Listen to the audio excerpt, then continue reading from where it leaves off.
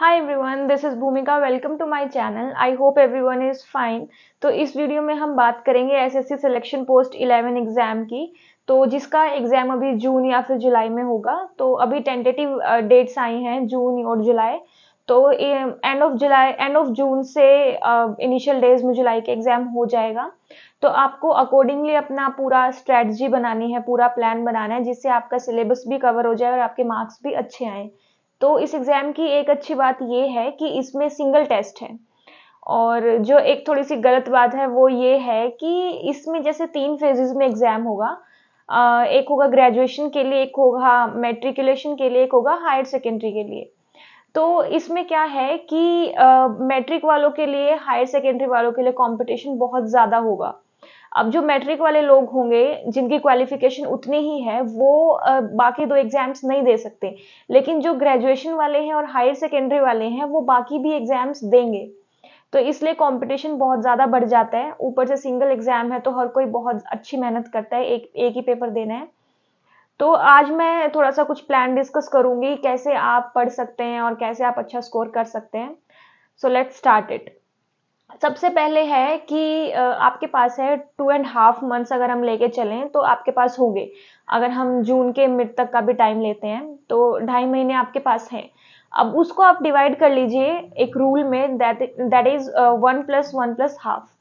तो पहले 1 महीने में आपको क्या करना है कि आपके कॉन्सेप्ट्स को आपको अच्छा करना है, थोड़ा ब्रशअप करो अपने कॉन्सेप्ट्स को। ऐसा भी हो सकता है कि जैसे 10th क्लास तक की आती है ज़्यादा चीज़ें, तो इंग्लिश भी है, मैथ्स भी है, रीजनिंग भी है। तो ये आपको ब्रशअप करने पड़ेंगे आपके सारे कॉन्सेप्ट्स। तो 1 महीना आप अपने सारे कॉन्सेप्ट्स में लगाइए, क्योंकि अगर कॉन्सेप्ट्स आपके क्लियर नहीं होंगे, कितनी मर्जी प्रैक्टिस कर लो, अगर थोड़ा सा भी एग्जामिनर ने घुमा दिया ना तो वहीं पे आपसे क्वेश्चन सॉल्व नहीं हो पाएगा। तो अभी जो अप्रैल का पूरा महीना होगा, अप्रैल का पूरा महीना आप अपने कॉन्सेप्ट्स को ब्रशअप कीजिए, हर सब्जेक्ट को लेकर। अब उसमें भी डिपेंड करता है कि आपको कौन से चैप्टर्स पहले करने हैं, क्या करना है, कैसे स्टार्ट करें, कैसे नहीं करें, बहुत डाउट्स आते हैं। तो मैं बोलूंगी कि आप सबसे पहले क्या करें, प्रीवियस ईयर क्वेश्चंस उठाएं, या फिर बाकी चैनल्स हैं जैसे शुभम जैन सर हैं, उन्होंने बताया है कि कौन से चैप्टर की वेटेज ज़्यादा है, कौन से की कम है। या फिर अगर आप कोई भी प्रीवियस ईयर बुक भी उठाएंगे तो उसमें आपको दिख जाएगा कि कौन से चैप्टर से ज़्यादा क्वेश्चंस आते हैं, ग्रेजुएशन में भी, हायर सेकेंडरी में भी और मैट्रिक में भी। तो आप उन चैप्टर्स पे पहले फोकस कीजिए, उनके कॉन्सेप्ट्स को पहले अच्छा कीजिए। अब ऐसा ना हो कि आपने अब सबसे पहले उठाया height and distance, height and distance का क्वेश्चन ही आएगा तो 1 या 2 आएंगे, या फिर उसका कोई क्वेश्चन ही नहीं आएगा, बहुत ज्यादा चांसेस हैं। तो ऐसे चैप्टर्स को आपको सबसे बाद में करना है। जिन चैप्टर्स की वेटेज बहुत ज्यादा होती है, जैसे SICI है, प्रॉफिट लॉस है, ये सिमिलर सिमिलर से होंगे सारे चैप्टर्स और इनकी वेटेज भी काफी ज्यादा होगी। तो इनका कॉन्सेप्ट पहले क्लियर कीजिए और बाकी बाद में फर्दर आप अगले जो भी चैप्टर्स होंगे और फर्दर जो सिलेबस है उस पर मूव कर सकते हैं। ठीक है। तो 1 महीने, जो पहला ये महीना है अप्रैल का, उसमें आप केवल अपने कॉन्सेप्ट्स कीजिए। ठीक है। दूसरा जो आगे जो नेक्स्ट मंथ है, जैसे मई है, अब मई में आपको क्या करना है, प्रैक्टिस करनी है। अगर आपके कॉन्सेप्ट आपको सब आता है, ठीक है, मान लिया कि आपको हर कॉन्सेप्ट पता है, कौन से क्वेश्चन में क्या लगेगा, लेकिन अगर आपकी स्पीड नहीं होगी तो आप वहीं पे बहुत ज्यादा लैग कर जाएंगे और उससे ये होगा कि आपका स्कोर नहीं बनेगा। हमें जो वो 200 नंबर का पेपर है, 100 क्वेश्चंस जो वो होंगे, वो हमें 60 मिनट में करने भी तो हैं। अब वो कैसे हम कर पाएंगे जब हमारी प्रैक्टिस अच्छी होगी। तो वो पूरा 1 महीना आप, ऐसा नहीं है कि कॉन्सेप्ट को बिल्कुल ही छोड़ दें, आप वो पूरा 1 महीना खूब एकदम 7 से 8 घंटे आप प्रैक्टिस कीजिए क्वेश्चंस की, जिसमें प्रीवियस ईयर क्वेश्चंस भी होंगे, कुछ नए क्वेश्चंस भी होंगे, और बाकी जैसे राकेश यादव सर की बुक आती है, अगर मैथ्स की बात करूं मैं, इंग्लिश में आती है नीतू मैम की बुक है, तो उसमें जो भी आपके प्रैक्टिस क्वेश्चंस दे रखे हैं उनकी खूब प्रैक्टिस कीजिए। ठीक है। एक एक चीज को, मतलब जैसे आपकी अगर एक बार पूरी बुक हो जाती है, उसको दोबारा कीजिए, तीसरी बार कीजिए, खाली मत बैठिए, प्रैक्टिस करनी है खूब मई में पूरा।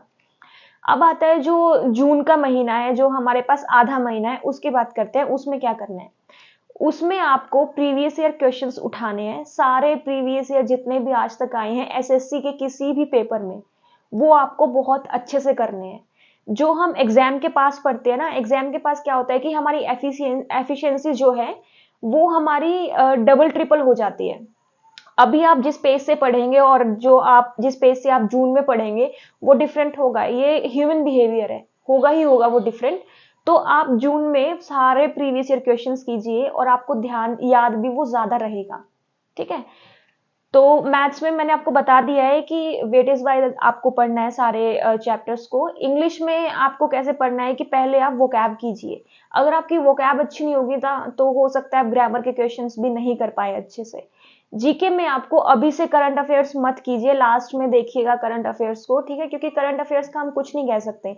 सीजीएल में भी ये लोग 2019 2020 ऐसे करंट अफेयर्स पूछते हैं, तो इतना हम लोग नहीं पढ़ पाएंगे।